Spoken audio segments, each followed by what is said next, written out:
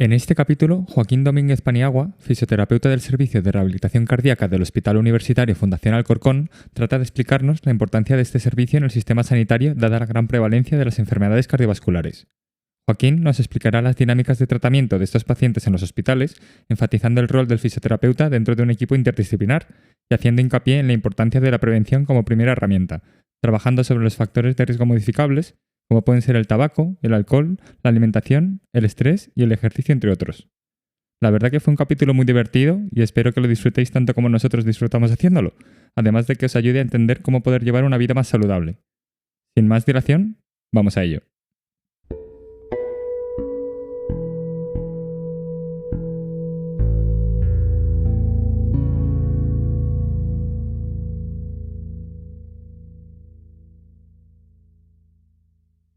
Buenas, aquí estamos en otro capítulo en el Templo de Jai y hoy es el primer capítulo del año, así que bueno, espero que cojamos bien de carrerilla con este tema que vamos a abordar, que la verdad que es muy interesante y muy típico de proyectos de inicio de año, ¿no?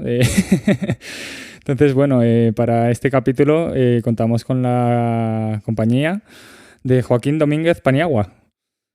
¿Qué tal, Joaquín? ¿Cómo estás? Buenos días, Jai. Muy bien, encantado de estar aquí contigo. Bueno, lo primero agradecerte venir, porque sí que, bueno, cuento un poco la relación que tenemos Joaquín y yo, que es de hace unos minutos. Pero bueno, la verdad que yo tuve la suerte de acudir a uno de los cursos de rehabilitación cardíaca por el Colegio de Fisioterapeutas de la Comunidad de Madrid.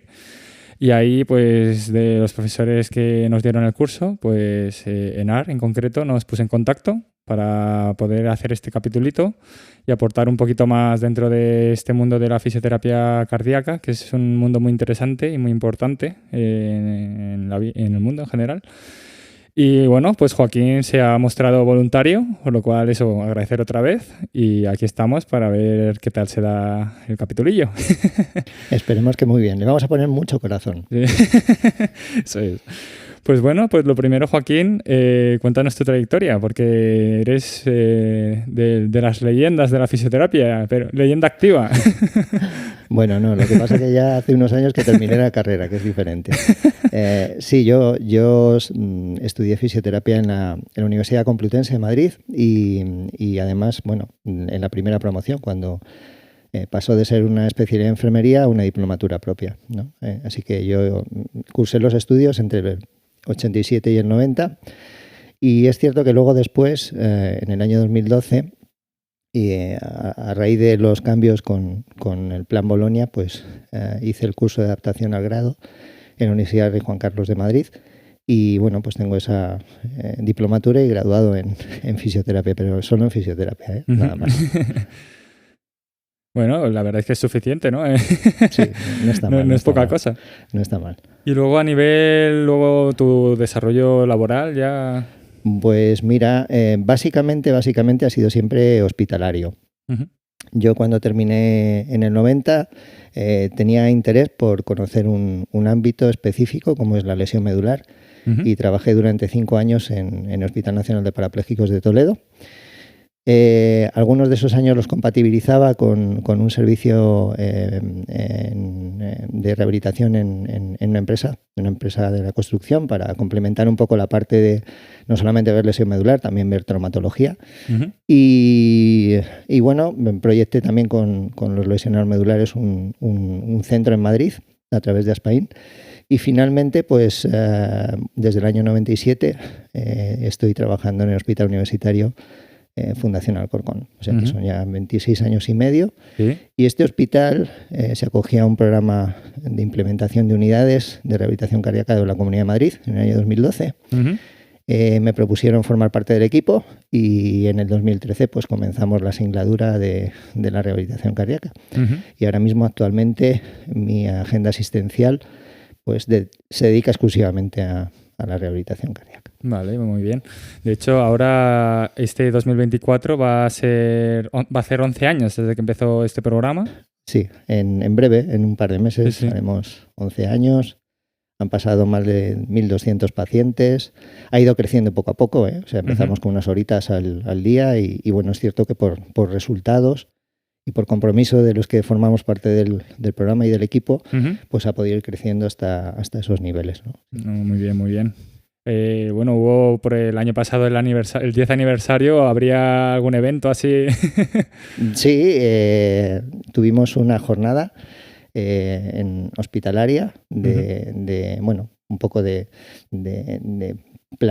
plasmar lo que ha sido ese proceso y, como comentaremos más adelante, no solamente el abordaje del paciente en su fase hospitalaria, sino de qué manera pues, se ha conseguido vertebrar un proceso de continuidad asistencial para que el paciente, cuando termina el programa con nosotros, pues pueda quedar adherido a lo que hemos intentado enseñarle durante esa fase, ¿no?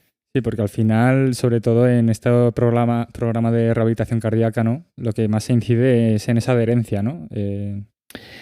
Es la clave. Es decir, normalmente cuando el paciente llega a nosotros es lo hemos comentado antes, ¿no? Antes de comenzar la entrevista, por un fracaso, ¿no? Entre comillas, porque mayoritariamente el primer mensaje que tenemos que lanzar a toda la población es que, primero, hablar del corazón y de las enfermedades del corazón y de sus vasos, pues es hablar de la principal causa de muerte en el mundo, ¿no? Con lo cual yo creo que nos lo tenemos que tomar muy en serio y es una noticia negativa. Pero tenemos dos noticias positivas. Primero, la enfermedad cardiovascular se conoce y se conoce muy bien desde hace muchos años, se puede abordar, se puede prevenir. Y la segunda noticia positiva es que cuando se fracasa y aparece y conseguimos sobrevivir a un evento cardiovascular, pues tenemos la posibilidad de intervenir a través de los programas de rehabilitación cardíaca, ¿no? Entonces, es una enfermedad crónica, el paciente tiene que aprender el manejo de su enfermedad y responsabilizarse. Nosotros tenemos que enseñar, podemos acompañar en una fase determinada, pero la clave está en que el paciente cambie el chip y adopte la responsabilidad de su salud cardiovascular. Y esto por mostrar un ligero dato para que quien lo oiga sea consciente, lo que has comentado de que esta es la primera causa de mortalidad del mundo, pues al final en España se indica que 120.000 personas al año, ¿no? Tienen esta situación y es al final un 24% de las muertes, ¿no? Sí. Yo normalmente cuando estás con los alumnos o vas a dar alguna charla, para tratar de poner un poco en contexto lo que es la enfermedad cardiovascular, todos estamos un poco chocados con el COVID, ¿no? Con la pandemia, que fue algo muy traumático, ¿no? Sí. Y yo siempre comento lo mismo. En el mundo, al año fallecen 18 millones de personas por enfermedad cardiovascular. Cada año. O sea, eso es el equivalente a que un país como Guatemala, en Sudamérica, o un país como los Países Bajos, en Europa, desaparece al año por muertes de enfermedad cardiovascular. Eso es tremendo. Sí. Y como digo, como todos nos quedamos muy chocados con el COVID, pues anualmente en el COVID fallecieron alrededor de 2 millones de personas, ¿no? Esto es todos los años 18 millones de personas, que es tremendo. Sí. En España, como tú has dicho, incluso el año 2020, y el Instituto Nacional de Estadística ofrece los datos todos los años, incluso en el año 2020 el COVID, que fue la noticia de telediarios que estuvimos viendo permanentemente, muertos, fallecidos, no fue la primera causa de muerte, fue la enfermedad cardiovascular. Entonces yo creo que es muy importante concienciar sobre el manejo de ello. Sí, totalmente. Que en esa fase de COVID que hubo, ¿no? Como que la gente se centraba en los casos COVID, pero que la gente seguía teniendo sus problemas de hecho, añadidos. Y de hecho hubo un aumento cuando se estaba consiguiendo un descenso en la mortalidad por enfermedad cardiovascular en los últimos años. La última década pues ha pasado prácticamente un 30 o un 22% de fallecidos por enfermedad cardiovascular. Ese año repuntó un 2,5% la enfermedad cardiovascular. Quiere decir que fallecieron más, en medida porque se les desatendió, porque la mayor parte de los recursos estaban orientados a la pandemia, pero en gran medida también porque hubo comorbilidades y porque, insisto, el corazón, como dato se puede decir, en España cada 4 minutos fallece una persona con enfermedad cardiovascular. No hay ninguna otra situación clínica, social, que genere esa mortalidad. Pues sí que es importante que la gente tenga conocimiento de esto y que podamos actuar con ello, como puede ser desde nuestra dinámica, sobre todo en la prescripción de ejercicio físico terapéutico, ¿no? ahí bien constante, y la educación sanitaria, ¿no? No tanto a nivel individual solo, sino en aspectos físicos, sociofamiliares, ¿no? De las personas que rodean a estos sujetos. Yo, como te decía, yo creo que la noticia mala es la que hemos dicho, ¿no? La prevalencia que tiene y la mortalidad que genera. Pero luego hay una noticia muy buena y es que la enfermedad cardiovascular se conoce, está muy bien estudiada desde hace muchos años.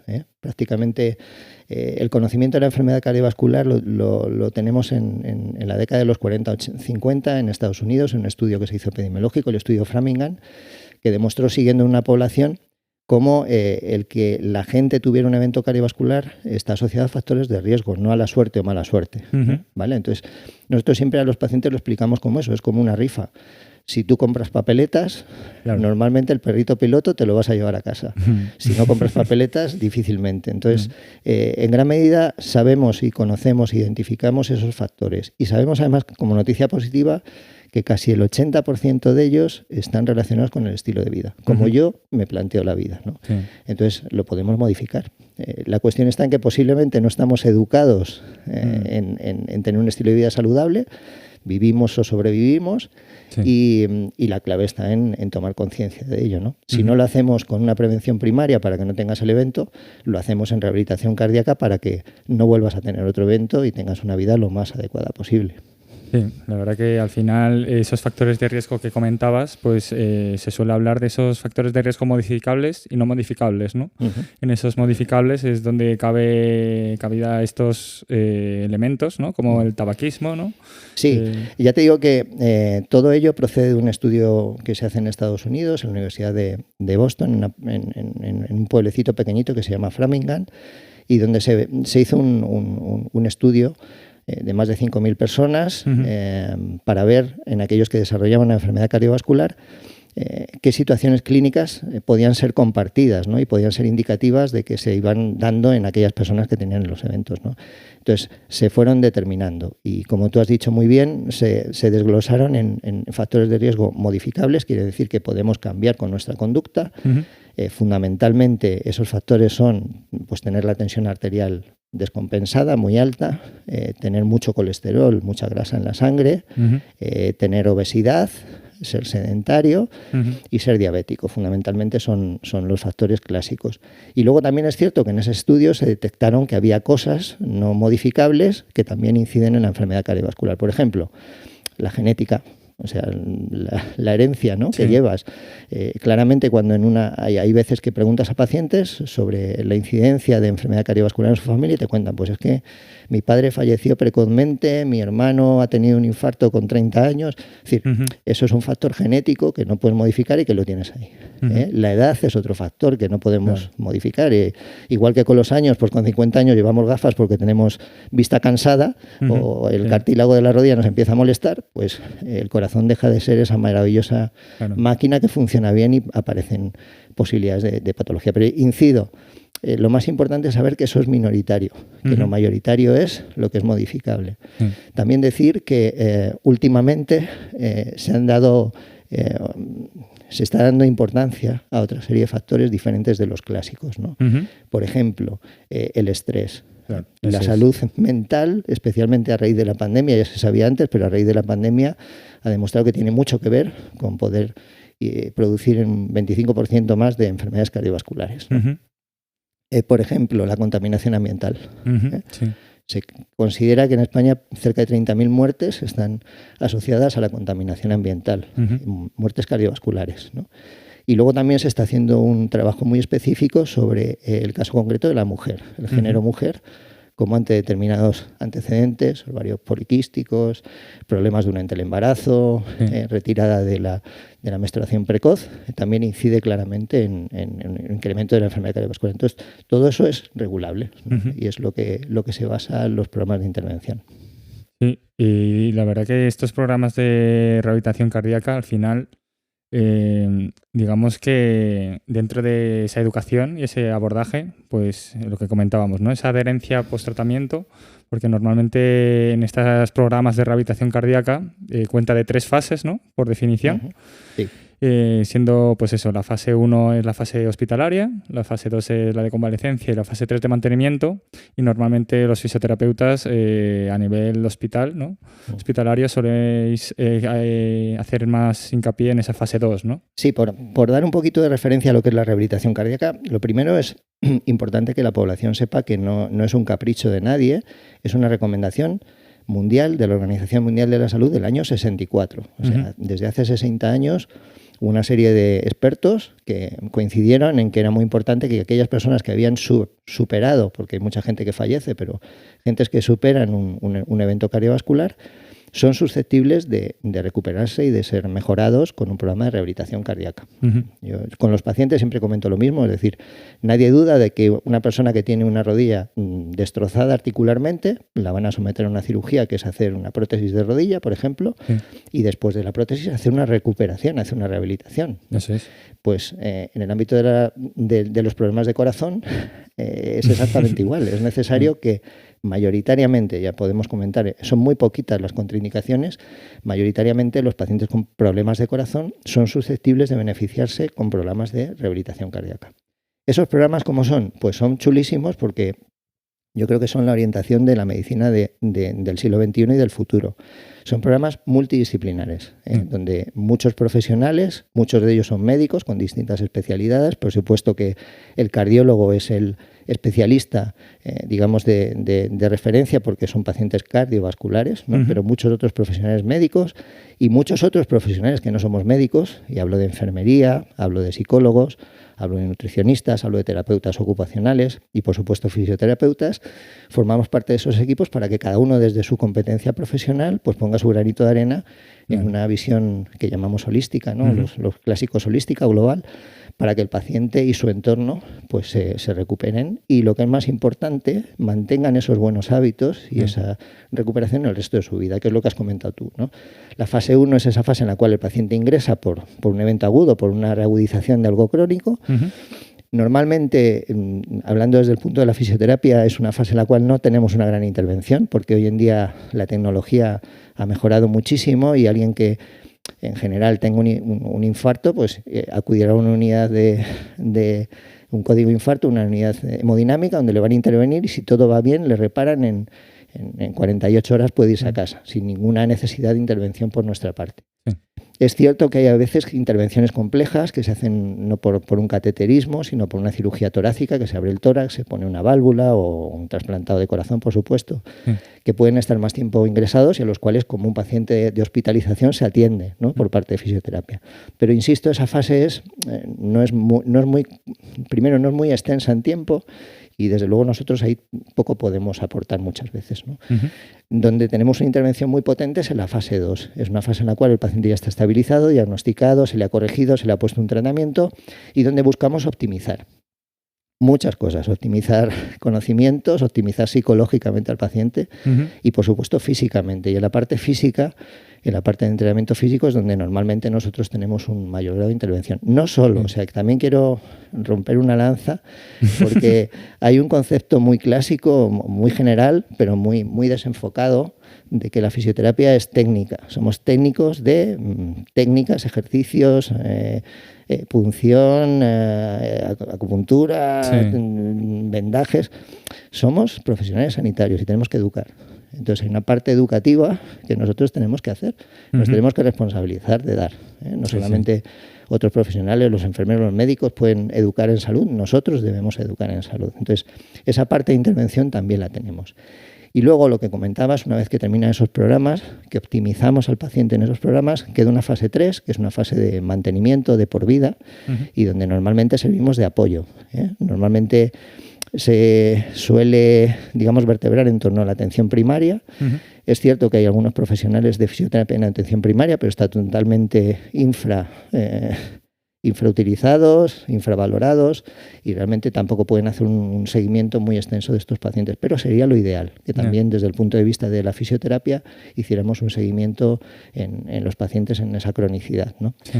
Y son un poquito las fases en las cuales hacerlo. Insisto, la rehabilitación cardíaca también es bueno que divulguemos que no es ejercicio nada más. O sea, y yo entiendo que muchas veces otros profesionales, sobre todo los cardiólogos, hacen mucho hincapié en ese mensaje, ¿no? Hacer rehabilitación cardíaca no es que vayas a un gimnasio a hacer ejercicio. Yo puedo poner físicamente muy bien a un paciente después de un evento, que si no le adecuo la medicación, que si no le educo, que si no le abordo psicológicamente, mi intervención va a ser pues pan para hoy y hambre para mañana, ¿no? Sí, Entonces, totalmente. todos trabajamos a la vez. La rehabilitación cardíaca tiene 4 grandes pilares. Primero, identificar y trabajar el factor de riesgo de cada paciente individualmente. Segundo, educarle en su lesión y educarle en el manejo de su lesión crónica. En tercer lugar, abordar psicológicamente. La enfermedad cardiovascular, igual luego lo comentamos, genera muchísimo estrés, ansiedad, angustia, ¿no? Y es necesario modularlo. Y, por supuesto, adecuarlo físicamente, que es la parte del entrenamiento físico. Que al final esto que comentas se resume dentro de la prevención primaria y secundaria, ¿no? Que muchas veces nos engloba dentro de la prevención secundaria después del evento cardiovascular que ha sucedido, pero hay que incidir más en esa fase primaria, ¿no? Para que llevemos unos buenos hábitos saludables, y eso tiene que extrapolarse a unos conocimientos ya fuera de contexto sanitario, ¿no? Más... Efectivamente, yo creo que al final, muchas veces, yo es una frase que repito mucho, la intervención que tenemos en los equipos hospitalarios, como el mío en Alcorcón, con pacientes, realmente es dar cobertura a un fracaso social.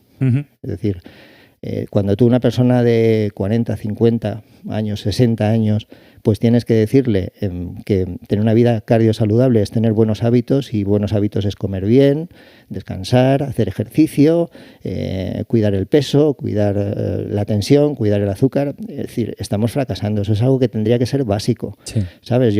Me da mucha rabia, y además me da mucha rabia porque soy padre y tengo hijas que han pasado muchos años en el colegio y han tenido poca información sobre salud cardiovascular, ¿sabes? De hecho, ahora mismo tenemos un proyecto nosotros en Alcorcón que es precisamente eso, un abordaje con alumnos de tercero de la ESO para tratar de concienciar en la importancia de educar cardiosaludablemente a su vida, porque como te digo, mayoritariamente nosotros tenemos en nuestra mano determinar si vamos a tener una buena o una mala salud cardiovascular, en un 80% de los casos, ¿no? Entonces, eso es lo que hay que intentar hacer. Luego, si fracasa, como digo, la segunda buena noticia es que este tipo de programas te van a facilitar, digamos, es como el susto, ¿no? Te hemos dado un susto muerte, pues si tienes no muerte y tienes susto, pues te vamos a dar la opción de que reconduzcas tu vida.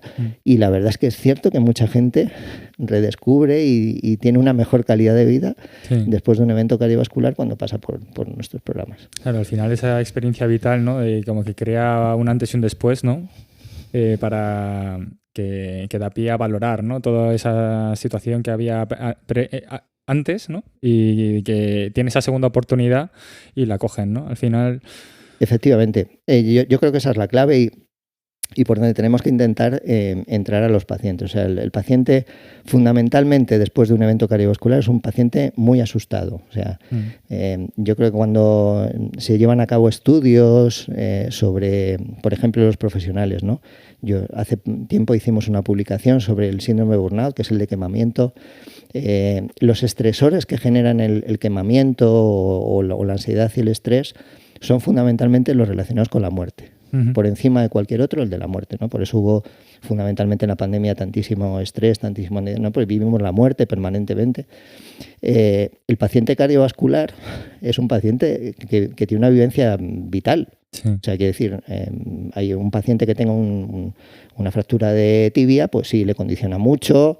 Un paciente que tenga una hemiplegia es una enfermedad importante, pero no es una enfermedad vital. El problema de tener un evento cardiovascular es que te puedes quedar frito, fulminado. Sí. Entonces, ese miedo a la muerte es algo que queda permanentemente en la cabeza de ese paciente. Por eso, como digo, es muy importante que dentro del proceso de rehabilitación no solamente entendamos al paciente como un corazón que ha tenido un infarto o que ha tenido una valvulopatía y se le ha reparado, sino que es una persona que tiene esa lesión y que su cabeza requiere también un abordaje para saber lo que ha pasado, afrontarlo y saber que puede tener un resto de su vida, si sigue unas determinadas pautas, perfectamente normalizado, ¿no? Y de hecho, enlazando con esto, me gustaba mucho lo que me has comentado antes del proyecto Mimocardio, donde puede pasar, ¿no?, que cuando un paciente tiene un ataque agudo de estos, ¿no?, pues los profesionales podemos dar muchas pautas, pero al final, como me decías antes, que no somos capaces de empatizar con el paciente en ese plano, ¿no? Porque a lo mejor a nosotros no nos ha pasado y estamos intentando dar unas pautas sobre algo que el paciente puede decir, pues no me siento comprendido, es como me estás aleccionando sobre algo que no. Entonces este proyecto es interesante porque al final son esos pacientes expertos, ¿no? Sí, es lo que te digo. Lo importante de la salud, y es algo sobre lo cual nos estamos dando cuenta, es la visión global o la visión holística. Yo soy muy clásico, me gustan los clásicos, entonces la visión holística que daban los clásicos, pues era eso. O sea, y por eso es muy importante que dentro de un programa de rehabilitación cardíaca haya muchísimos profesionales diferentes, ¿sabes? De sí, todos los aspectos, como te he contado. Pero no solamente deben estar los profesionales, también hay una faceta que no es profesional. Entonces, como comentábamos, también es importante seleccionar a veces dentro del equipo de rehabilitación cardíaca pacientes que han pasado por nuestro programa, que han tenido el evento y que han tenido un cambio de conducta importante, sí, y tienen la capacidad además de facilitar la tranquilidad, de contar su experiencia a alguien que está pasando por eso. Eso es. O sea, al final, ninguno de los que vamos vestidos de blanco, bueno, hay algunos que han tenido un evento, pero normalmente somos gente sana, que no hemos pasado por un infarto, que no hemos pasado por una insuficiencia cardíaca, que no hemos pasado por una valvulopatía. Sí. Entonces, podemos hablar o aleccionar desde el punto de vista teórico, pero no lo hemos pasado. Y el paciente a veces requiere de esa información de alguien que ha pasado por ello, que le va a informar de la experiencia personal, sí, no del aspecto clínico, ni formativo, ni científico, sí, sino de la experiencia personal. Y eso genera muchísima tranquilidad, muchísimo control del estrés, ¿sabes? Entonces, eso es lo bonito yo creo que es donde tenemos que incidir en la medicina, ¿no? Que tenemos que ir todos trabajando de manera conjunta. Es cierto que la fisioterapia a veces es un poco ególatra, ¿no? O sea, tiene su técnica, tiene su zona, su espacio concreto. A mí siempre me gusta en el hospital trabajar en hospitalización, que tienes que subir a planta, estar con enfermeras, con médicos de muchas especialidades, donde demos a conocer también nuestra profesión, ¿no? Sí. Y ahí cabe todo. Caben profesionales, caben pacientes expertos, caben familiares. El familiar se tiene que abordar porque sí, también forma parte de la vida del paciente, muy importante. Y cabe absolutamente todo. Eso es lo bonito y lo enriquecedor de la rehabilitación cardíaca. Al final esos aspectos tanto físicos, psíquicos, sociofamiliares, ¿no? Todo el mundo puede aportar en ayudar a estas personas. Y es lo que hay que tener en cuenta, ¿no? Que al final el beneficio del paciente es lo que es primordial, ¿no? Y lo que hay que poner por encima de todo. Entonces, llegados a este punto, a mí me gustaría que comentaras un poquito la situación cardíaca, cómo la has vivido, porque empezaste tú creando el programa, cómo ha ido evolucionando, ¿no? Cómo se ha ido adaptando pues según el desarrollo, ¿no? Bueno, yo no he creado nada, ¿eh? Yo formo parte de un equipo, de un equipo maravilloso que trabaja mucho y que trabaja bien, y formo parte de él, ¿no? O sea, bueno, bromas aparte. Como te digo, los programas de rehabilitación cardíaca son una recomendación del organismo más importante que tenemos a nivel mundial, que es la Organización Mundial de la Salud, desde el año 64. Es cierto que esos programas pues empezaron a desarrollar pues en los años 70, ¿vale? Ha cambiado mucho el panorama, pues ha cambiado muchísimo, porque fundamentalmente tecnológicamente ha cambiado todo mucho. Ha cambiado tecnológicamente en el ámbito del intervencionismo, o sea, de cómo reparar una lesión cardiovascular, y ha cambiado mucho en el ámbito de cómo los profesionales que sobre todo hacemos la parte del ejercicio podemos tener controlado y podemos hacer diferentes modalidades de entrenamiento con seguridad para los pacientes. En los años 70, que es cuando se empiezan a hacer los programas, lógicamente se empieza como se empieza en cualquier proyecto. Se empezaron a diseñar sobre pacientes jóvenes, con patologías no muy gordas, fundamentalmente isquémicos, solamente varones. Bueno, estamos hablando de los años 70. En España los primeros programas se producen entonces en Barcelona y en Madrid. El Ramón y Cajal fue el decano de los equipos de rehabilitación cardíaca de Madrid, lleva muchísimos años. Pero es cierto que fue algo muy testimonial, ¿no? De hecho, prácticamente hasta los años 90, 95, pues a lo mejor en toda España teníamos 12 equipos de rehabilitación cardíaca para toda España. O sea, imagínate, eso es un desastre. O sea, se puede decir que prácticamente apenas el 2% de los pacientes que tenían una indicación de hacer un programa podían hacerlo. A partir del año 2000 y especialmente en el año 2010 sí que se produce un incremento significativo en España y tiene un poco su culmen pues justamente en el momento de la pandemia. En 2020 hay alrededor de 130, 135 unidades vertebradas a través de la Sociedad Española de Cardiología que hacíamos rehabilitación cardíaca. La pandemia lo paró todo, rompió los programas, nuestra zona, nuestro gimnasio pasó a ser una zona de ingresos COVID, los profesionales trabajamos en distintas unidades, yo estuve en la UCI trabajando, entonces la vuelta ha sido muy difícil y de hecho hay todavía muchas unidades que nos han puesto en marcha. O sea, ahora mismo yo comentándolo con la cardióloga de mi equipo, pues se considera que hay alrededor de 100 unidades en toda España. Son pocas. Son pocas, aún así hacemos un esfuerzo grande de alcanzar prácticamente a la tercera parte de las personas que serían susceptibles de beneficiarse. También es cierto que en la rehabilitación cardíaca ha habido una evolución. Al principio, como te digo, solamente se incluían pacientes jóvenes de bajo riesgo. Las enfermedades más gordas pues se consideraba que no eran beneficiosas de entrar, sobre todo de hacer ejercicio, ¿no? Es muy llamativo la insuficiencia cardíaca, que hasta prácticamente los años 90, el año 2000, al paciente con insuficiencia cardíaca no, ejercicio no. Y sin embargo, ahora mismo es una recomendación de máxima evidencia y se benefician de los programas, ¿no? Entonces, ha aumentado mucho el volumen de pacientes y no ha aumentado de manera igual el número de unidades que trabajamos, ¿no? Ya te digo, ahora mismo con lo que tenemos, apenas 1 de cada 3 pacientes y se incluye en programa y algunos de tipo no presencial, sino de manera virtual, ¿no? Porque es necesario que sea así para poder llegar a más gente, que a veces no siempre es lo ideal. Entonces, resulta raro, yo también, esto es como Alcohólicos Anónimos, no das un micrófono y los que trabajamos la rehabilitación cardíaca protestamos, ¿no? Que algo que es científico, contamos con la mayor evidencia, 1A, tanto para pacientes isquémicos como para insuficiencia cardíaca, para la mayor parte de las patologías. Algo que incluso para los gestores es costo efectivo. Se estima que cada paciente que rehabilitamos estamos ahorrando al presupuesto de todos los españoles 1.600 euros al año. Entonces, ¿por qué no se implementa? Es una pregunta que está ahí, que no depende de los profesionales, que damos los resultados, que damos la eficacia. Depende de quien dependa, ¿no? Que debería estar claramente implementado. Sí que es verdad que dentro de esa dinámica del servicio, de cómo ha evolucionado, dentro de que falte más cantidad, también importante enfatizar en la calidad de ese servicio que se da, ¿no?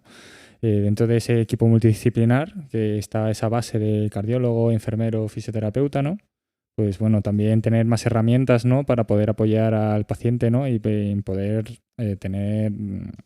disponer de más herramientas, ¿no? En esos servicios. Está claro, pero es lo que te digo, o sea, además hay una distribución poco homogénea, ¿no? Dentro de lo que es geográficamente en España.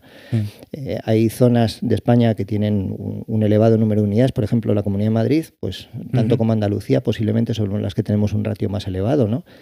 Frente a otras que tienen a lo mejor dos unidades en toda una comunidad autónoma extensa, como puede ser, yo qué sé, no sé. Me suena que en Castilla y León eran muy poquitas, ¿no? Para todo el territorio que es. Hasta hace tiempo ha habido comunidades autónomas enteras que no tenían ni una sola unidad de referencia, ¿no?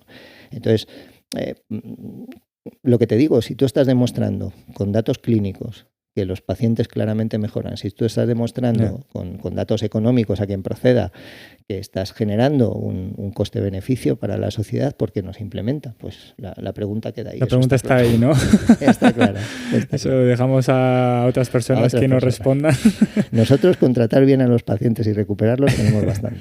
Sí, al final también siendo una herramienta, al menos desde la parte de fisioterapia, ¿no? Una herramienta tan eficaz y no farmacológica, ¿no? Que está ahí y que el paciente puede disponer de ella y puede, si hace un buen uso de ella, ¿no? Utilizar todos los días ahí con sus propios medios, ¿no?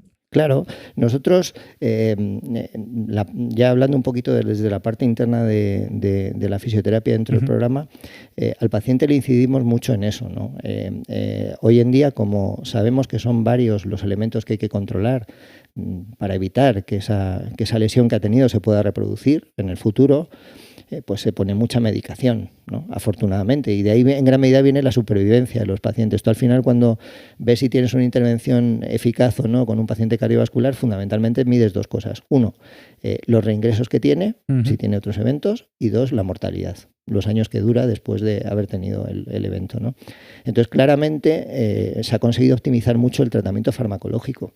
Hay fármacos muy potentes para regular la tensión, fármacos muy potentes que se ponen para regular el ritmo del corazón, para que no vaya tan acelerado, fármacos súper potentes para regular el riesgo de la diabetes, que es muy frecuente, reducir brutalmente los índices de lípidos, de grasas en sangre, el colesterol, fármacos de muchas características, ¿no? Y están muy estudiados y muy bien perfilados. Y quizás, digamos que tomamos un poco menos en serio el ejercicio. Y el ejercicio no vale con que estamos en el siglo XXI, le digas a un paciente cardiovascular, no, cógete la bici y date una vuelta por el Parque del Retiro, por la casa de campo. Eso no es hacer ejercicio como terapia. Entonces, nuestra principal función es hacer un diseño preciso del ejercicio para cada paciente y planteárselo como un fármaco, de manera que el ejercicio esté cuantificado y que sepa qué nivel de ejercicio tiene que hacer para que sea eficaz para mantener su salud cardiovascular. Entonces, esa es una batalla que tenemos importante con los equipos y con los pacientes. Ser muy precisos en que tenemos que diseñar la cantidad de ejercicio, la dosis de ejercicio precisa, no solamente en cuanto a intensidad, sino en cuanto a qué frecuencia tiene que hacerlo, con qué cadencia, con qué percepciones de esfuerzo, con qué rigor o con qué control de la frecuencia cardíaca tiene que tenerlo. Entonces, eso optimiza muchísimo y de hecho hablamos que es una polipíldora porque al final un ejercicio bien realizado y bien diseñado permite que parte de los fármacos que se le ponen por otros motivos no precise tanta cantidad. Claro. Y eso es un beneficio para el paciente, ¿no? El ejercicio es fisiológico y el otro es farmacológico.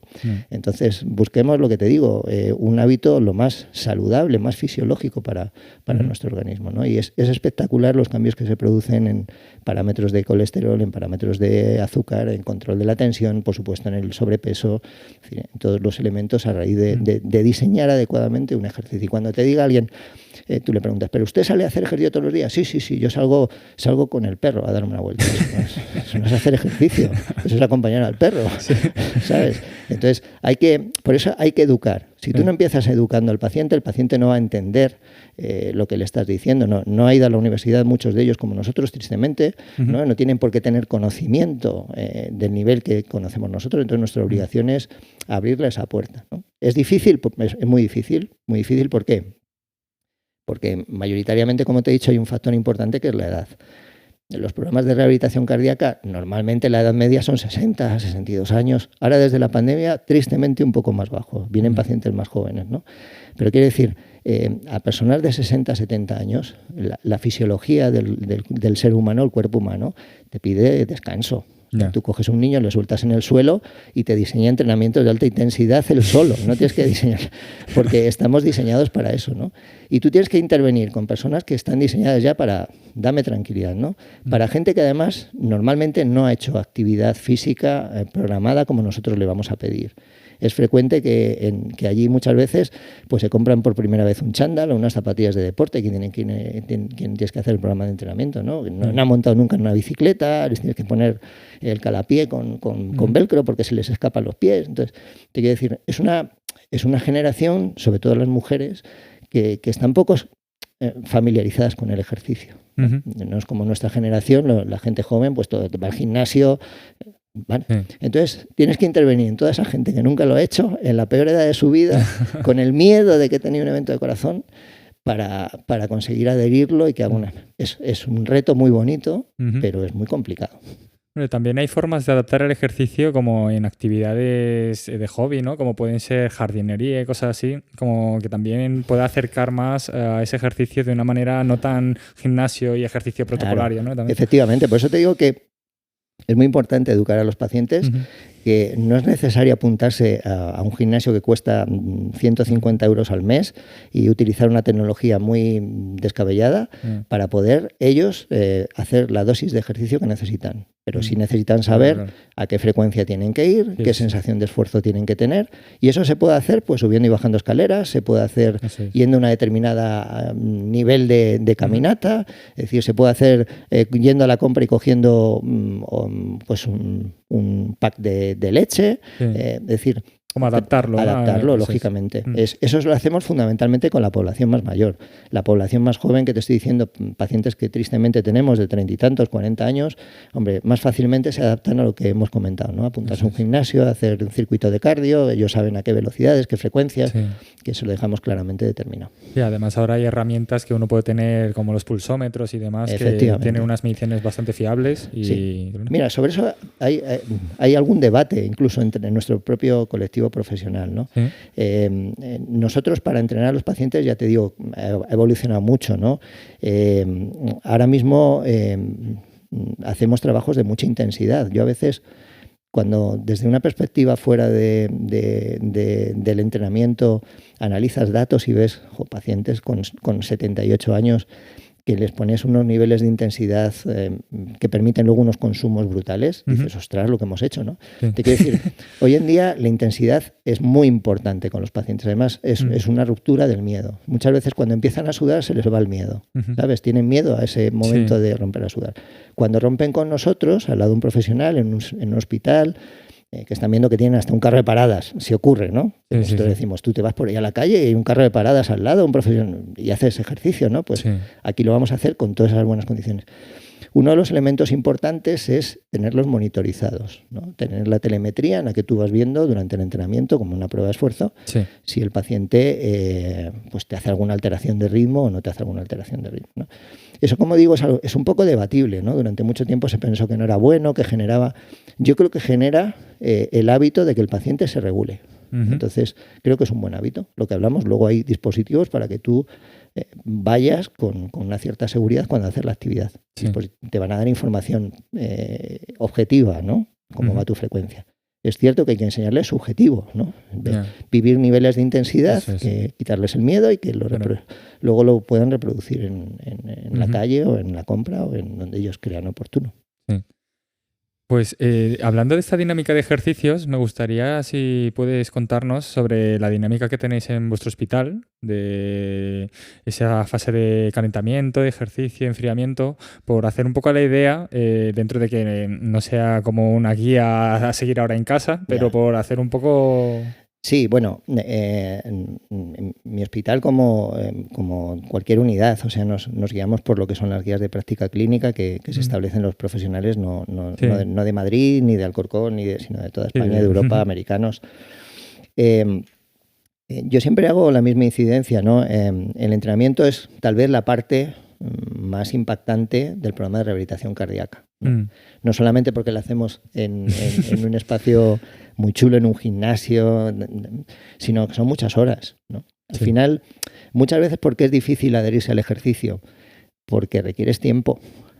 Le vas a decir al paciente, todos los días tienes que caminar media hora, 3/4 de hora, 1 hora. Claro, si a mí me dicen, me tomo una pastilla y hace lo mismo, pues me tomo la pastilla y me quedo en el sillón, ¿no? Entonces, te quiero decir, el entrenamiento físico son muchas horas y requiere ciertos criterios de seguridad. Para la seguridad, lo primero que tenemos es que todos los pacientes tienen que tener una prueba de esfuerzo hecha por un servicio de cardiología, normalmente, en donde se valore cómo se ha comportado ante un test incremental, ¿no? que te someten. A partir de ahí nosotros sabemos cuáles son los límites y cuáles son, digamos, las banderas rojas en las cuales vamos a tener a ese paciente que tenerle controlado en el entrenamiento. El segundo elemento de seguridad es tenerlos monitorizados. Y monitorizar no solamente es la frecuencia, monitorizar es la tensión, monitorizar es la sensación subjetiva de esfuerzo que le enseñamos a través de la escala de Borg. Y el tercer elemento es que el entrenamiento esté, como nosotros llamamos, estratificado. Es decir, tenemos que diseñarlo de una manera para que muchas personas que han hecho una prueba de esfuerzo de 1 minuto, 2 minutos, tú les vas a tener 1 hora haciendo ejercicio. O sea, eso dices, es imposible. El paciente te lo dice el primer día que llega, ¿Que voy a estar 1 hora? Si yo aguante 1 minuto en el tapiz, no. Si tú diseñas bien el entrenamiento, aguantan 1 hora. Claro que lo aguantan, y 4 días a la semana y sin ningún problema. Entonces nosotros, las recomendaciones que hay para estos pacientes es eso, hacer un programa, digamos, secuencial, como en una onda, ¿no? Sí. Empezar con una fase de adaptación, de calentamiento, se hacen ejercicios globales, respiratorios, para que su organismo, que además está muy bloqueado por fármacos, vaya respondiendo a la demanda que le vamos a hacer. Hay una segunda fase donde hacen la recuperación de su capacidad funcional. Normalmente se hace en medio, se hace en bicis o en tapices. Hay algunos sitios que tienen elípticas, pero normalmente es bici y tapiz. Nosotros modulamos ambos tipos de ejercicio porque son complementarios en la misma sesión. Y luego una parte de vuelta a la calma progresiva y de educación sobre que hay que estirar, hay que volver a tener una adecuada recuperación en la sensación de esfuerzo, en las pulsaciones. Entonces todo eso conlleva aproximadamente 1 hora. Y eso es como normalmente están recomendadas todas las sesiones de entrenamiento físico en fase 2 con estos pacientes, que tengan esa cadencia. Tú no puedes coger a un paciente y someterlo según llega a un estrés muy elevado por encima de lo que ha hecho una prueba de esfuerzo, ¿no? Entonces tienes que ir haciendo ese acondicionamiento. Como ellos se tranquilizan mucho es cuando les pones el ejemplo de los deportistas, ¿no? Porque la gente lo ve en la tele.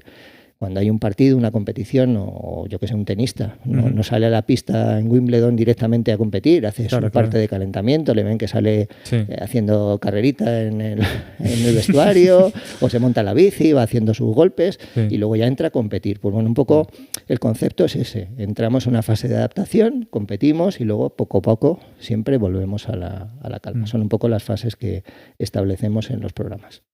Bueno, sí, y luego también, porque al final dentro de hospitales, o sea, normalmente siempre estos programas en todos los pacientes normalmente tienen que ser individualizados, ¿no? Con sus medidas y todas sus frecuencias y todo, pero al final luego dentro del servicio como que es difícil de controlar a todos de forma individual, ¿no? O hay ciertas... No, pero es clave, o sea, al final cada paciente... Es un paciente, es una persona, tiene una edad, unas comorbilidades, una patología, y nosotros tenemos que ponerles lo que te digo. O sea, si yo le pregunto a mis 6 pacientes que tengo a la vez qué fármacos están tomando, quién toma un fármaco para la tensión, pues a lo mejor lo toman todos, pero cada uno tiene su dosis. Hay uno que toma cierta dosis por la mañana, otra repartida, tal.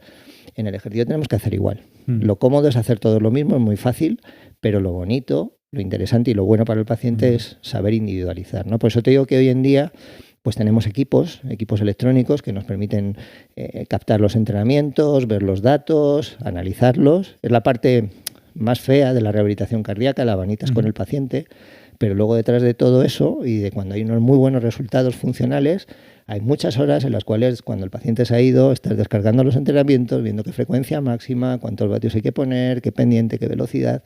Y cuando todo eso se optimiza, pues el resultado es óptimo. El paciente, claro, lo que te digo, o sea, a cada paciente le mejora la capacidad funcional, que es básico porque es pronóstico. Está demostrado que cuanto mejor físicamente acaben un programa de rehabilitación cardíaca, mejor pronóstico tienen. Entonces nos interesa, entre comillas, ser los polis malos y darle mucha caña para que su organismo quede predispuesto a tener la mejor posible vida, ¿no? Después del programa, ¿no? Y eso en general, pero sobre todo en pacientes que están en una vida laboral activa, que son muchos, pues asegurar que se pueden reincorporar a su trabajo o a un trabajo adaptado, pero que no queden como unos discapacitados de por vida con 40, 50 años, ¿no? No, claro. Luego también, dentro del curso este que hicimos, hubo un apartado que, bueno, en base del COVID que se desarrolló mucho, ¿no? Que son estos medios digitales de seguimiento del paciente. Entonces, yo no sé si tú en vuestro servicio tenéis esa dinámica con algunos pacientes, hacer un seguimiento más distanciado. Nosotros no, la verdad es que no. No hemos tenido opción porque nuestra línea de crecimiento ha ido en la presencialidad. O sea, yo en este caso voy a hablar a título personal, porque al final los equipos somos personas y hay distintas opiniones. Para mí, la opinión es que, como te he dicho, por contexto, sobre todo psicológico del paciente, el paciente es un paciente muy inseguro en muchas cosas de su vida, pero muy inseguro y muy incrédulo en el ejercicio. Entonces, el que la persona que le prescribe el ejercicio, que le indica el ejercicio, esté a pie de vicio, a pie de tapiz con él, acompañándole, explicándole, da una tranquilidad y un grado de adherencia como ningún otro. Yeah. Nosotros, de hecho, si tú ya ahí te pones a analizar el tema de la adherencia a los tratamientos, no hablamos solamente del ejercicio, los fármacos caen en picado en cuanto pasan 6 meses, la gente en cuanto se encuentra bien deja de cuidarse la dieta, empieza a fumar otra vez. Sí. Es decir, hay una cadencia de desadherencia progresiva, escalonada, conforme pasa el tiempo. Como te digo, si es fácil dejar una pastilla, dejar de hacer ejercicio, eso es lo primero que me quito. O sea, si yo en palomitas y se acabó el ejercicio. Pues fíjate, nosotros hicimos un seguimiento, un estudio en nuestro equipo sobre la adherencia al ejercicio. Además, entre los pacientes más complicados de que se consiga la adherencia al ejercicio, por lo que te he explicado antes, que son las mujeres y las mujeres mayores, las mayores de 65 años. Hicimos un seguimiento a 5 años y los datos que obtuvimos fue que el 85% seguía cumpliendo con las dosis de ejercicio que le habíamos prescrito en el programa. Cuando normalmente te dicen que a 3-5 años, si te queda el 20% cumpliendo, el 30% no vas mal. ¿Dónde está la clave? Yo creo que en gran medida en que demos paso a esa presencialidad, ¿no? Que tú estés al lado del paciente, le acompañes.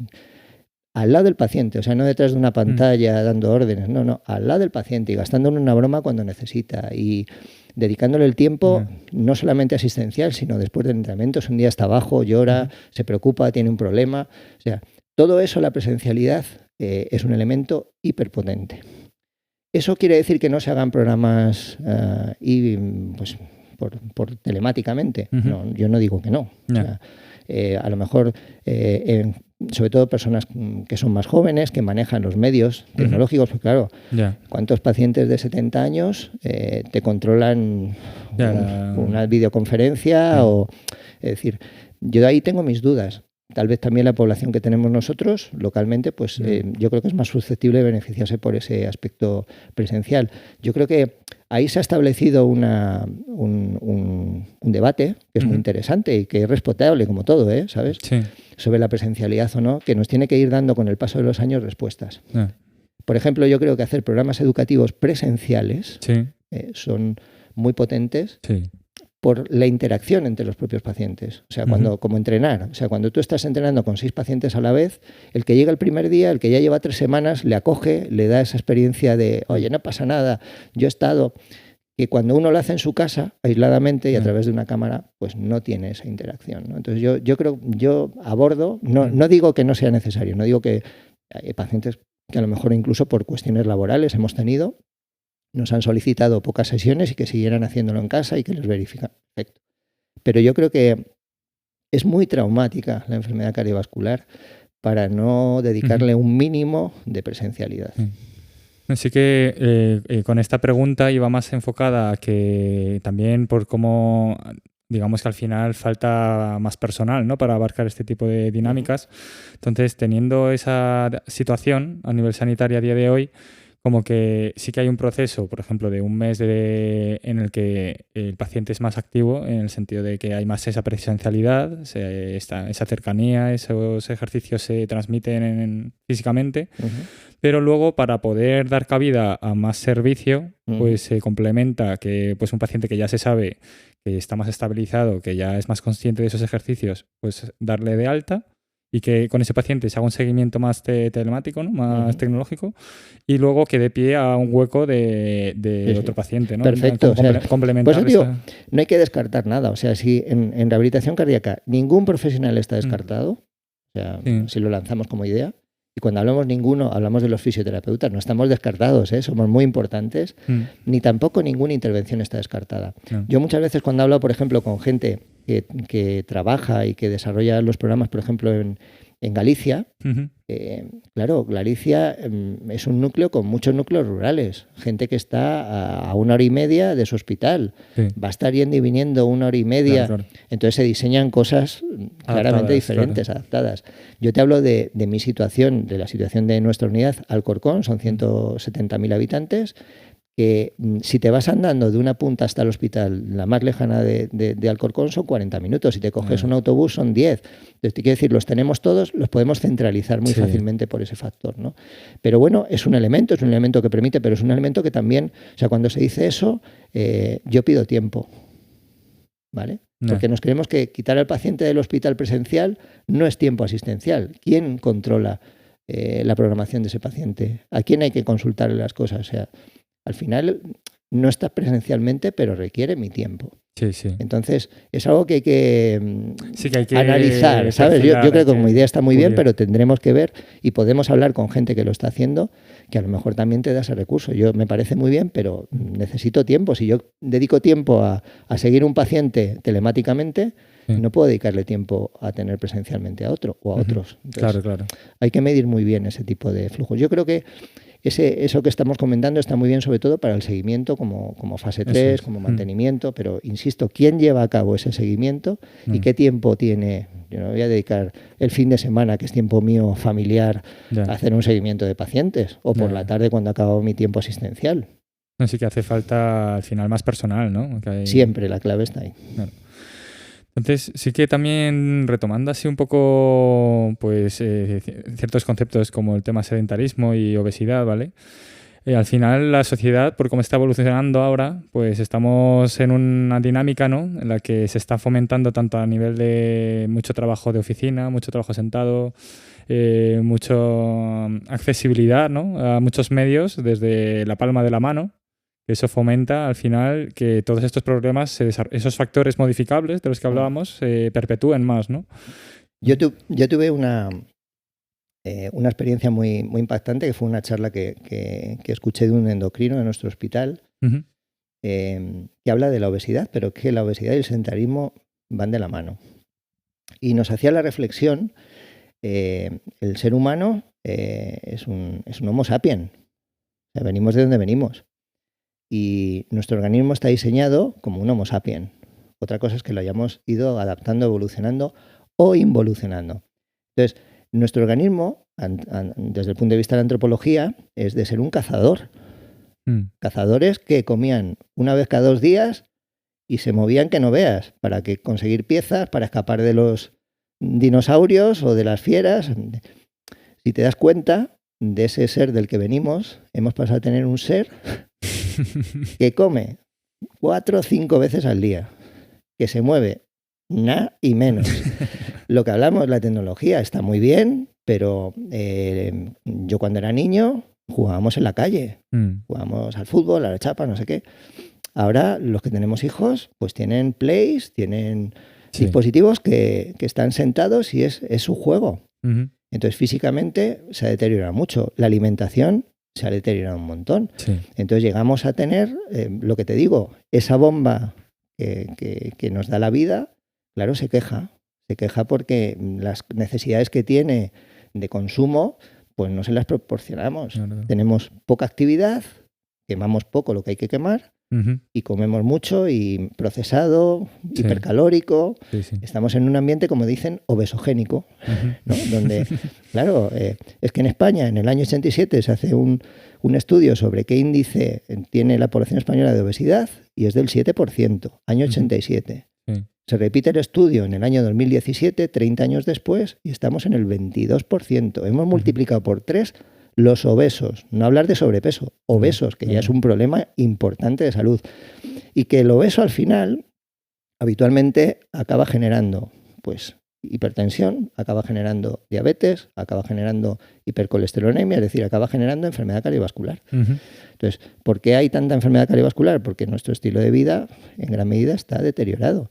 Y hay una parte muy importante para regularlo, que es ser físicamente activos. Eso está claramente demostrado y por eso hoy en día se dan unos mínimos de actividad que la gente y la población tiene que hacer, de minutos y de intensidad. Lo que te he dicho, no consiste en salir a ver escaparates, que eso no genera nada más que estrés, pero que quema poca caloría y en todo caso quema las carteras, sino consiste en hacer un índice de ejercicio adecuado Bueno, las guías son americanas, con lo cual te van a hablar siempre de minutos a la semana, ¿no? Porque cada uno se las ajuste como quiera. Justo. Pero lo ideal es hacer hábitos, somos animales de hábitos. Entonces, habituarte todos los días, que si tú haces 30 minutos de actividad física bien hecha todos los días, son más de 200 a la semana, estás por encima de los 150 de moderada, y si son intensos mejor, y si son 300 minutos mejor, ¿sabes? Ahí es donde tiene que incidir la información y donde está en gran medida también el fracaso de esta sociedad, porque yo siempre lo comento. ¿Cuántos anuncios ya has visto tú en la televisión pública o en las privadas, anuncios públicos pagados con mis presupuestos, que esté estimulando a tener un estilo de vida cardiosaludable? Ninguno, no lo hay. Entonces, claro, vienen los problemas que vienen. La tecnología está muy bien. Yo la verdad es que soy un poco reacio con ella, lo reconozco, porque veo que tiene una cara oculta muy negativa, ¿no? Y en el hábito de vida, pues es que nos ha condicionado a que seamos muy cómodos, muy vagos y muy perezosos. Y los datos están ahí. Sí. No, al final es el dilema de la herramienta, ¿no? Que si, como lo del cuchillo, ¿no? Puede estar ahí con una finalidad muy buena o puede estar con una finalidad fatal. Entonces, bueno, al final, pues ese individualismo y esa vaguería que se desarrolla, ¿no? Pues al final tiende a intoxicar, ¿no? A elegir las decisiones erróneas y más fáciles con las consecuencias que ello tiene, ¿no? Comodidad.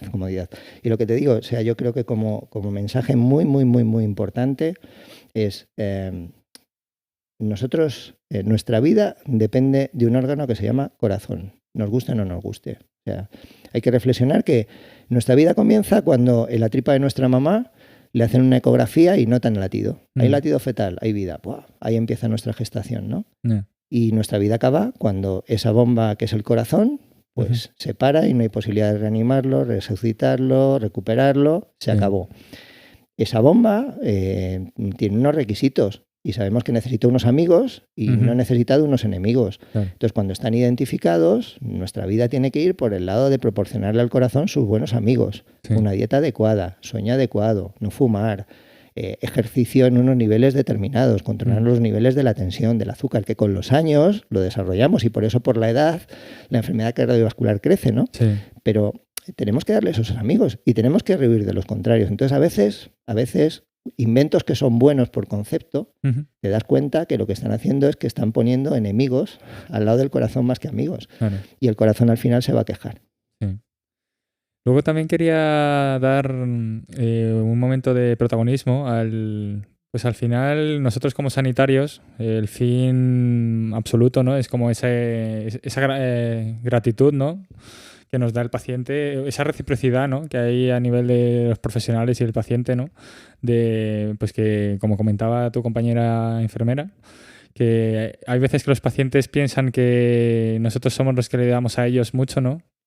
Al final, y les damos mucho, Jair. O sea, vamos a poner las cosas en su justa medida. Eso mucho. Sí, eso sin dudarlo, pero al final... yo, por ejemplo, en mi práctica clínica diaria, lo que me enseñan ellos es mucho a mí de cómo afrontar mis situaciones o mis dilemas, ¿no? Como, pues al final son ellos los que me aportan mucho a mí y es lo que comentaba esta compañera tuya, al final lo que comentábamos antes de esta entrevista, ¿no? Que...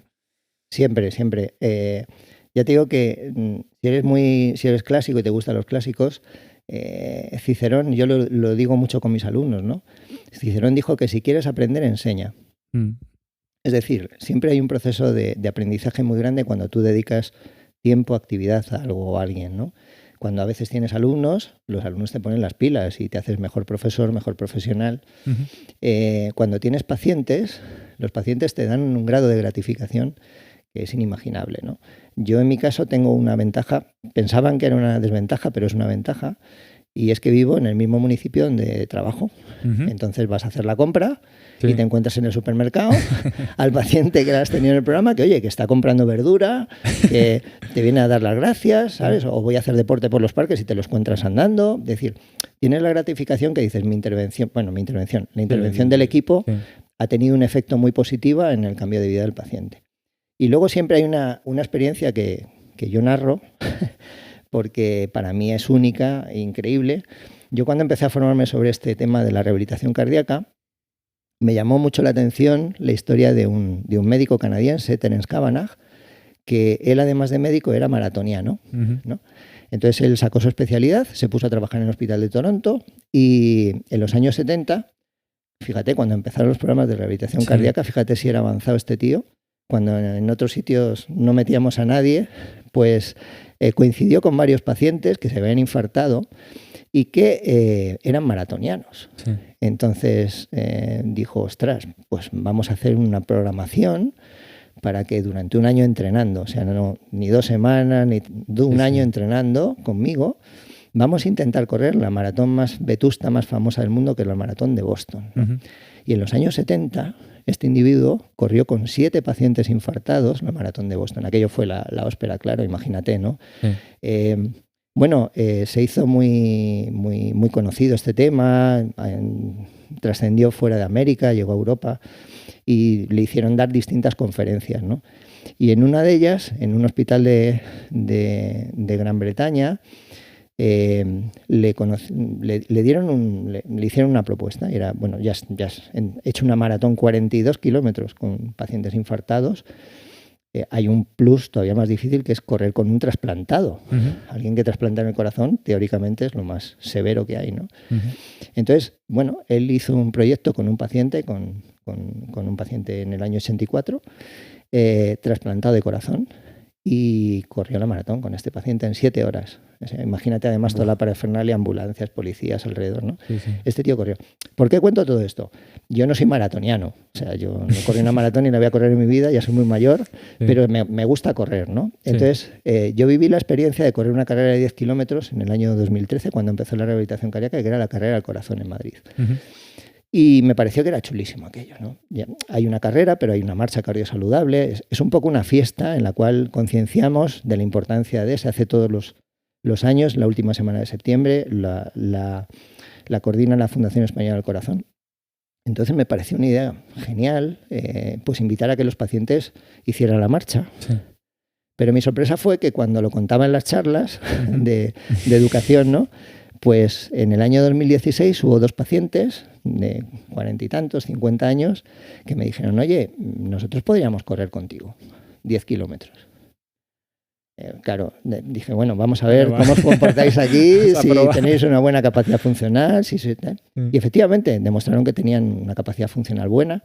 Me demostraron que durante los meses que habían pasado desde que dejaron el programa hasta que corríamos, habían estado entrenando, conocían tal.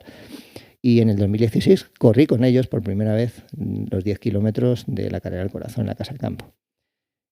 Bueno, yo te aseguro que no me han temblado más las piernas en mi vida que en ese momento, ¿no? O sea, todos los años ya se ha seguido haciendo. Este año hemos corrido con 6. Además, pacientes de 60 años, que antes eran corredores, ¿eh? O sea, no podemos coger a alguien que nunca ha hecho nada, que no se ha preparado, que lo haga, ¿no?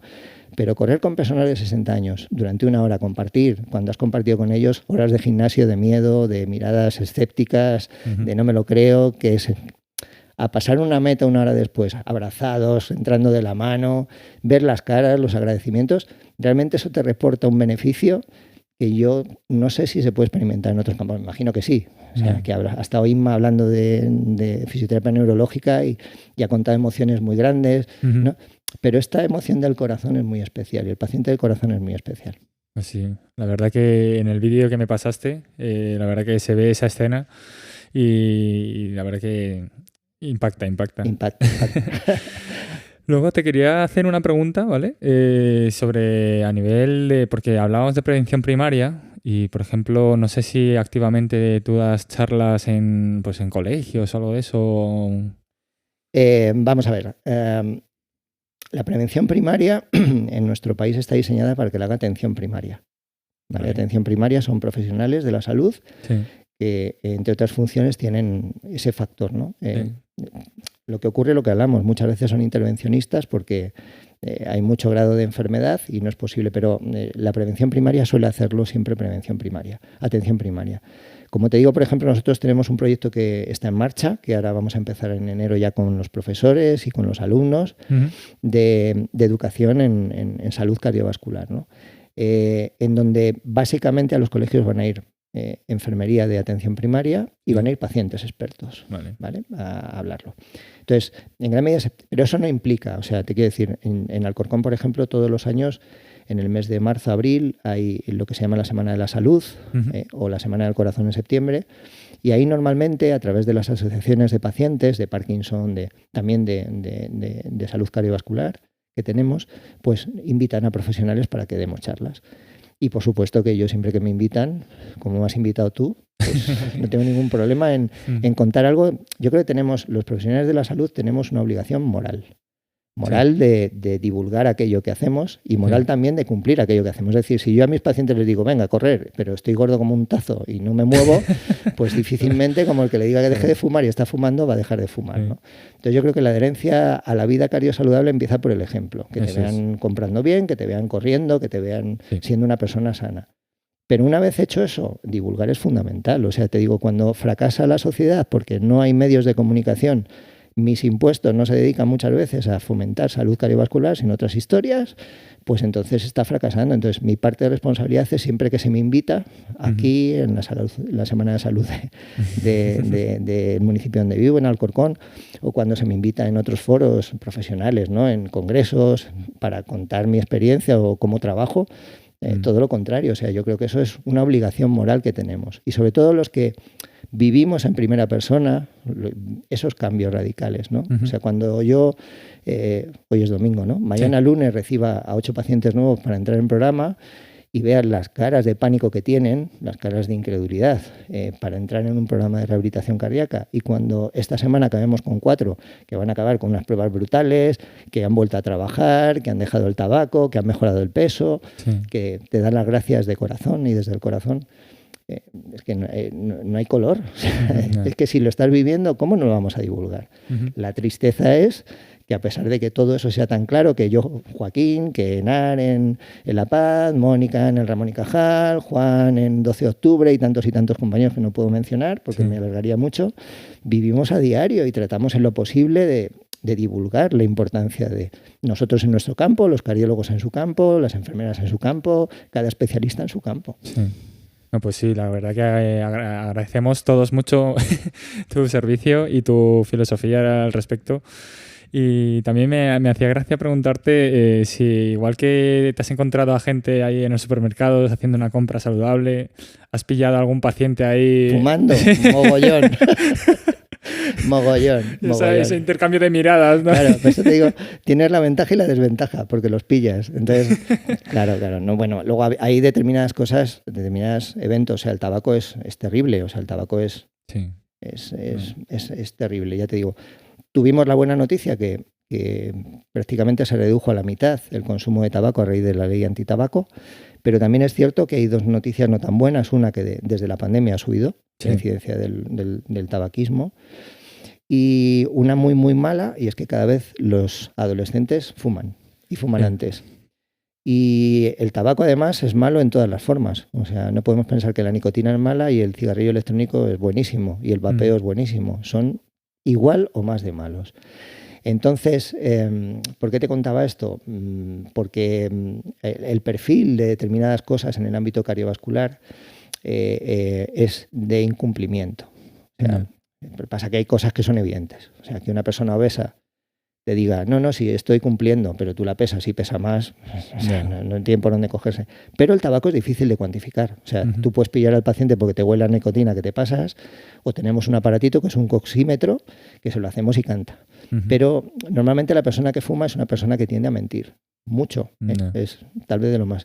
Por eso te digo que muchas veces lo que primero pillas a los pacientes no es fumando. Tristemente fumando, ¿no? Y les dices, pero vamos a ver, o sea, te estamos explicando, te estamos contando, no tiene ningún sentido que te hayan reparado una lesión cardiovascular si tú sigues fumando, porque es que esa placa se va a volver a romper, o vas a tener otra lesión, o vas a tener otras comorbilidades que no sean de corazón.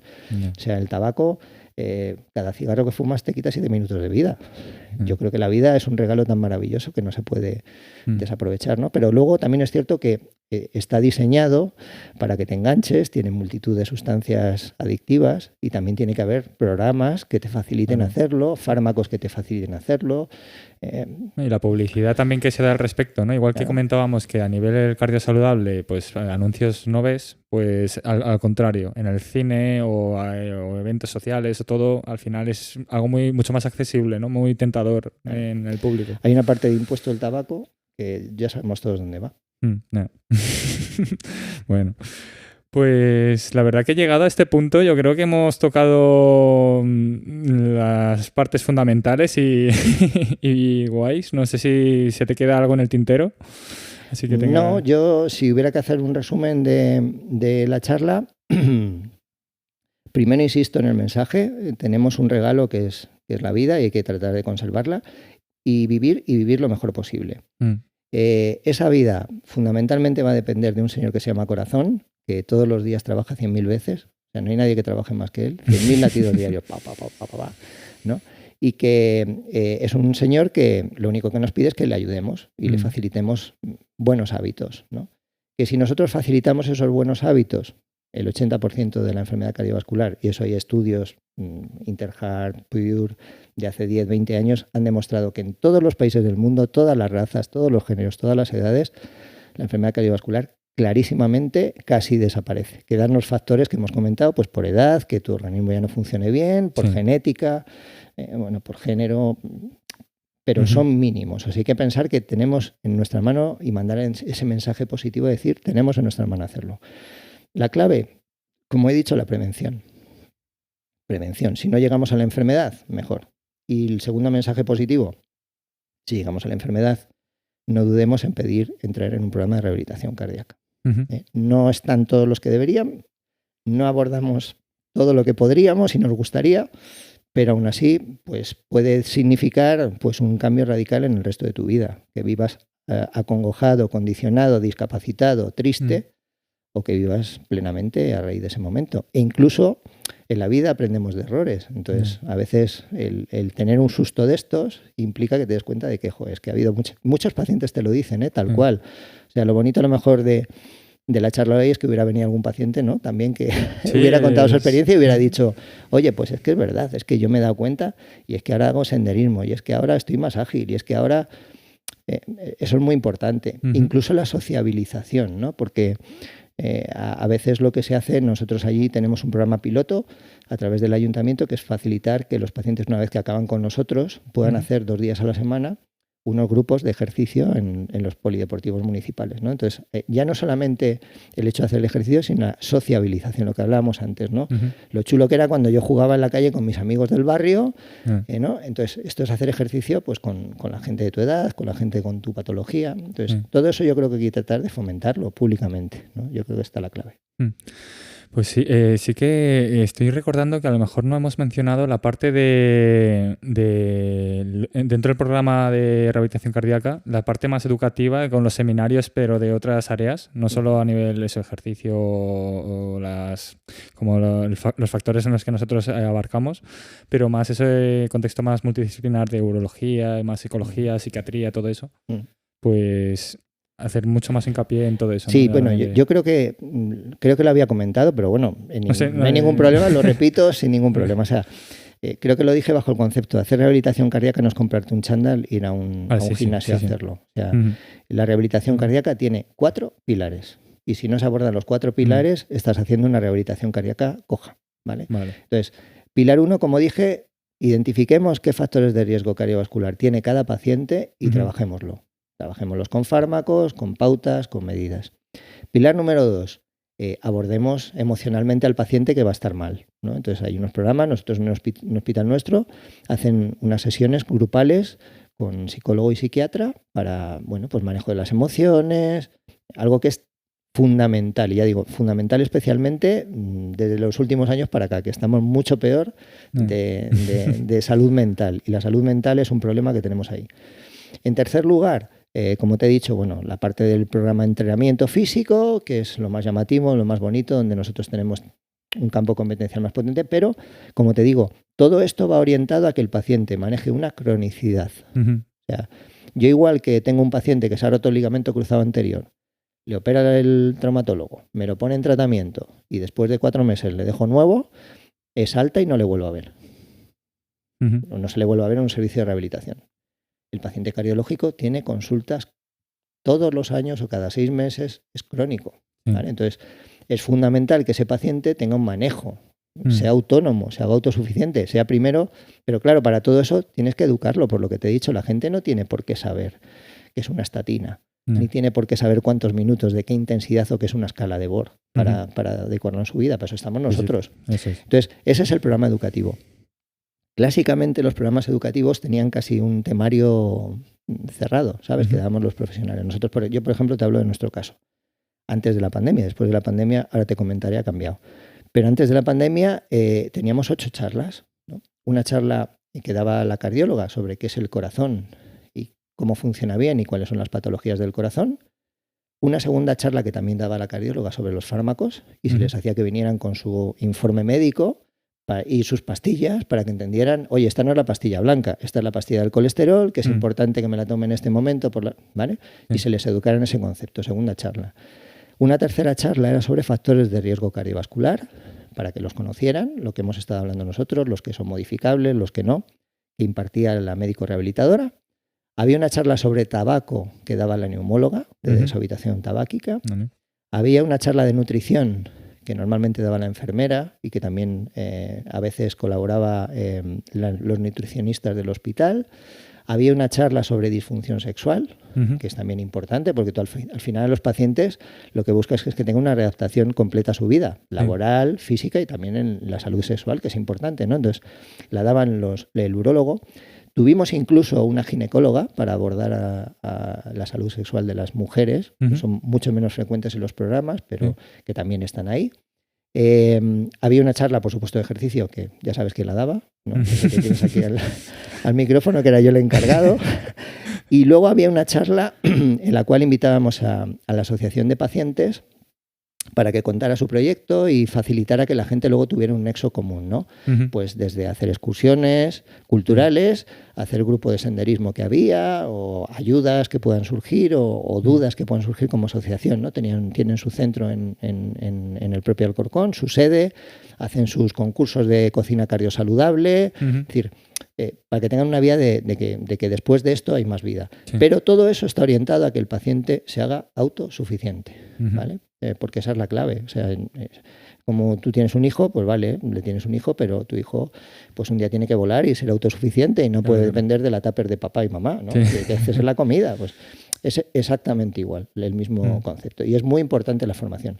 Lo que te digo es, esa educación que hasta la pandemia era presencial, a partir de la pandemia y por motivo de la pandemia se hizo de manera telemática. Entonces, hay un proyecto que es muy interesante, que es un proyecto en abierto, que se llama Aula RC, que se diseñó desde el servicio de la Sociedad Española de Cardiología, donde todas esas charlas que dábamos antes presencialmente están en una web de la Sociedad Española de Cardiología. No es un doctor Google me meto, donde profesionales estupendos de todas las partes de España, pues intervenimos y explicamos ese programa educativo. Está muy bien porque es accesible a todo el mundo, ¿vale? Y bueno, es una vía que está abierta para que la gente también se pueda formar. Eso, aparte de la parte de pacientes, hay una parte para profesionales, para que nos formemos, es decir, está súper potente, ¿no? Pero, insisto, hay que educar. Se busque la vía presencial, busque la vía telemática, pero es muy importante la educación. Si no, el fracaso está asegurado. Sí, la parte que quería haber comentado con este último matiz era esa parte de cada especialidad, como lo comentaba cada uno. Sí que es verdad que habías comentado antes la estructura, ¿no? Esos 4 pilares, pero bueno, ya lo has mencionado, incluso has comentado de Aula RC, que es una herramienta que tiene todo el mundo ahí ya y disponible para informarse y para aprender y para estar atento. Como digo, es muy importante además que la información se busque en los profesionales, ¿no? Porque surgen ideas profusas que a veces no son las indicadas, y lo que te digo, y es muy importante que esa información a nivel de fármacos, a nivel de pruebas, a nivel de revisiones, a nivel de ejercicio, esté siempre supervisada o condicionada por el conocimiento científico, nunca por la ocurrencia de alguien o porque tengo un vecino que le ha pasado algo parecido. Y ya por último, tu pronóstico, como tu previsión a futuro de cómo va a evolucionar. Como tú. Vamos a ver, ¿cómo va a evolucionar? No tengo ni idea. Yo hay cosas que no me gustan, sinceramente, a nivel de pronóstico, te quiero decir. Primero, la primera cosa que veo evidente es que cada vez vivimos más años. Vivir más años, como te he dicho, es un factor de riesgo para el corazón, porque lógicamente si vivimos más años, pues esa bomba va a tener que trabajar más y si no la facilitamos el trabajo, aunque se lo facilitemos, más fácilmente va a fallar. Entonces, ahí claramente materia prima va a haber un montón de gente muy mayor y de gente con insuficiencia cardíaca. Y ahora ya no vale decir, no, la insuficiencia cardíaca no ejercicio, no, la insuficiencia cardíaca hay que hacer rehabilitación cardíaca. Entonces, el plantel de esa población va a crecer muchísimo, porque, vamos, ya ahora mismo cuando tengo una semana de hospitalización, de hacer trabajo en hospitalización del hospital, es que el 85% de los pacientes son personas mayores que han tenido un ingreso por una causa, se han descompensado y tienen pluripatología, entre otras cosas tienen insuficiencia cardíaca. Entonces, es que eso es prevalente 100%. Me preocupa la población joven, porque, insisto, sí, tienen muchas herramientas, tienen tablet, tienen el móvil de última tecnología, sí, pero en esas herramientas no se suelen descargar educación cardiovascular. Y sabemos, desde hace muchos años, un individuo que se llamaba Marc Lalonde, en Canadá, que fue ministro de Sanidad, que hace pues ni más ni menos que 50 años estableció lo que llamábamos la promoción de la salud. Entonces, nos dejó muy claro que cuando hablamos de salud hay 4 factores que determinan la salud. 1, mi genética, por supuesto, mi biología. 2, por supuesto que el medio ambiente y social en el que vivo. 3, la cobertura sanitaria que tengo. Y 4, mi estilo de vida. Esos son los 4 pilares. Este señor determinó clarísimamente que de esos 4 pilares, el 45% de mi salud depende de mi estilo de vida. ¿Vale? Que vale un 25% que depende de mi genética, de mi biología, porcentajes del 15% de contaminación ambiental, de que tenga buena o mala cobertura. Pero la mayor parte de la responsabilidad está en mi estilo de vida. Si no instruimos a las nuevas generaciones en un estilo de vida sano, y lo que hemos hablado en gran medida por factores de tecnológicos, especialmente en el ámbito del ejercicio, nos movemos poco, el pronóstico es que haya enfermedad cardiovascular cada vez más precoz. ¿Vale? Ese cazador que iba por ahí comiendo 2 veces al día y 2 veces, una vez cada 2 días y haciendo kilómetros y kilómetros lo hemos convertido en un ser sentado que usa la tecnología muchísimo, que come hipercalóricamente y mal, y que eso va a generar que esa bomba pues cante no con 70 años, sino mucho antes, ¿no? Entonces, la materia prima pinta mal, como no cambiemos la educación, porque va a haber más enfermedad por longevidad y por mal hábito. Si no tiramos por educar a la salud, pues tendremos que tirar por lo que es más costoso, que es generar programas. Y bueno, yo ya te digo, he visto un evolutivo en estos años que llevo, han mejorado, somos más unidades, hay gente que entra, yo ya soy un poquito mayor, ¿no? Pero entra mucha gente joven con muchas ganas de hacer cosas, posiblemente a nivel tecnológico vamos a poder implementar cosas, pero estamos hablando, como te he dicho al principio, es que en el mundo, cada año, un país como Guatemala, un país como los Países Bajos, desaparece por mortalidad. Y hay mucha gente que no es que se muera, es que supera el evento. O sea, si en España hay 70.000 infartos al año, el 60% sobrevive a 70. Habrá que tratarlos, habrá que rehabilitarlos. Hay medios. Nosotros, demostración que somos eficaces, la tenemos toda, pero tiene que haber apuesta por eso. Al final, hablando de lo que comentas de los jóvenes, hay algo que cada vez me choca más como concepto, ¿no? Es la asignatura de educación física, ¿no? Como esa paradoja, ¿no? Que de educación física en sí como que se queda muy flaco, ¿no? Pues ocurre lo mismo. Identifican que educación física es solamente ponerse un chándal y dar vueltas a un patio. No, hay cosas que educar en ese momento en los niños, ¿no? Y es como todo lo que te decía. Qué difícil resulta para mí coger a una persona de 70 años y activarla físicamente. pero que es tan difícil como que venga alguien de Rusia y con 70 años le haga hablar ruso, porque con 70 años se aprende todo muy... O sea, cuando puedes aprender las cosas fáciles cuando eres niño, idiomas, ejercicio, entonces es el momento de intervenir. Y yo creo que ese mensaje sí que lo deberíamos lanzar. Sí, yo creo que ha quedado bastante latente en toda esta entrevista. Y es muy bueno que, te quiero decir, al final, este tipo de medios de divulgación no oficiales, ¿no? Los podcasts, TikTok, todas estas cosas, pues se empleen para, como has hecho tú conmigo, invitarme hoy para hablar de la importancia de cuidarnos nuestra salud cardiovascular. Porque ahí sí es cierto que hay mucha gente joven que está detrás de estas cosas, ¿no? Sí. O sea, si tú a lo mejor lo publicas en un periódico, ya no sabes ni qué es un periódico, ni Cristo que lo fundó. No. Pero en este tipo de cosas, pues te digo, series, anuncios, cosas que sean... Y más actuales también, que la gente vaya... Claro, sabernos adaptar a los tiempos. Sí. Pero el mensaje es el mismo. O sea, el canal de comunicación lo puedes modificar, pero el mensaje es el mismo y además cada vez mayor, con más responsabilidad, porque cada vez sabemos más, lo que te he dicho. O sea, mala noticia, muy frecuente. Buena noticia, cada vez sabemos más. Entonces, más delito tenemos y eso crece, y eso está creciendo. Pues sí, al final, como tú decías, yo comparto ese mismo pensamiento de esa responsabilidad social, ¿no? De cara a estar ahí participando y siendo proactivo a fomentar en nuestra influencia en la vida, pues en aportar ese granito desde distintas áreas, y no solo a nivel sanitario, sino que se pueden aprender muchas otras cosas, como es la idea del podcast, con otras áreas, ¿no? Otras facetas de otras artes, sumando todo para estar en un estado de salud óptimo, ¿no? Antes de ya cortar de verdad, que parece que estoy prolongando esto aquí, siempre a todos los entrevistados os hago una pregunta, porque aquí, bueno, aparte de fisioterapia, a nivel privado yo hago acupuntura también. Yo quería saber si tú has tenido alguna experiencia personal o profesional con la acupuntura.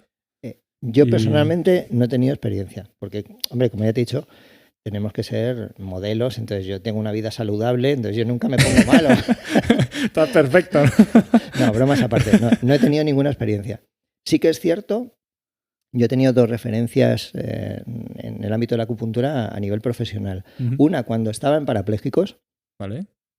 Pero fue el año que yo me fui, entonces no pude ver el seguimiento, pero hubo un proyecto de abordaje de la espasticidad con acupuntura y vinieron profesionales de Oriente a hacerlo. No te puedo decir resultados porque ya te digo, yo terminé mi currículum allí, me vine para Madrid y demás, pero sé que se abordó el tratamiento de la espasticidad con acupuntura.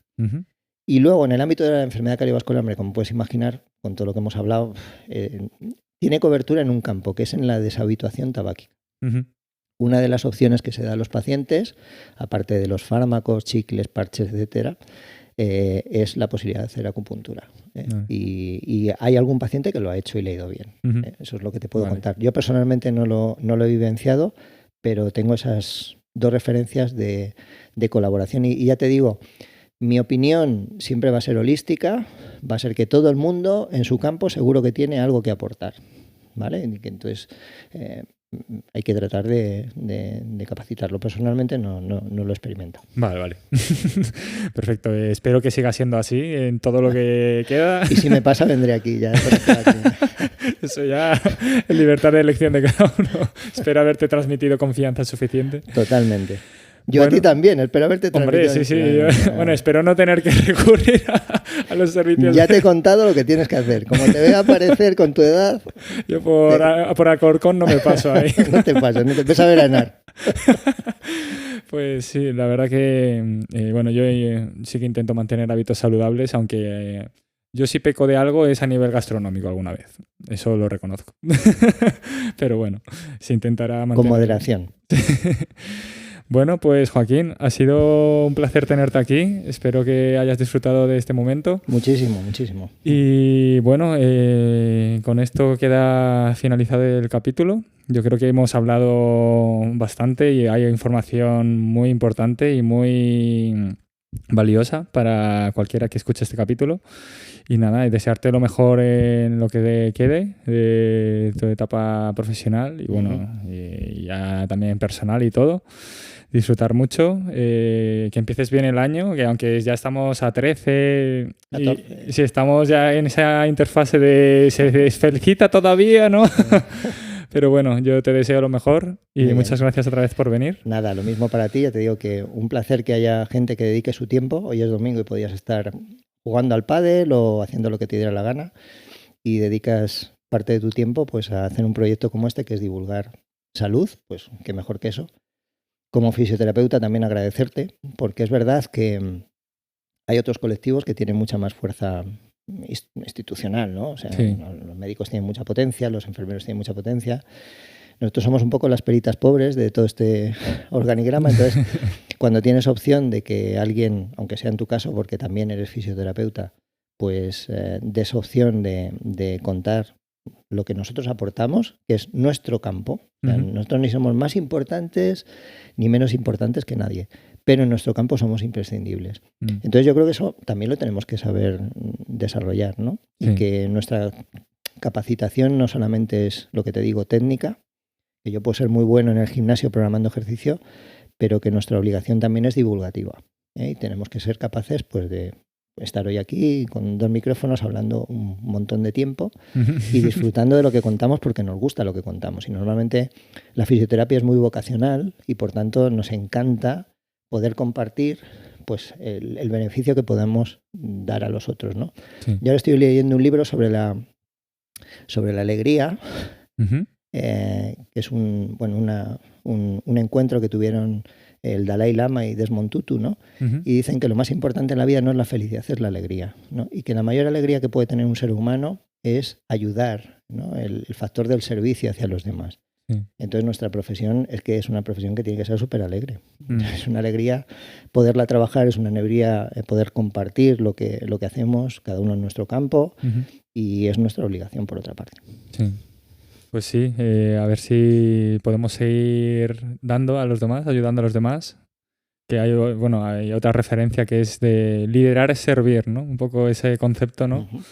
Y bueno, pues al final estamos aquí en todos los años de historia que ha habido, ¿no? En la humanidad, pues nosotros estamos en un breve de tiempo y pues bueno, intentar hacerlo lo mejor posible y dejar un granito, ¿no? Más. Bueno, pues espero que a quien haya llegado hasta aquí le haya servido esto.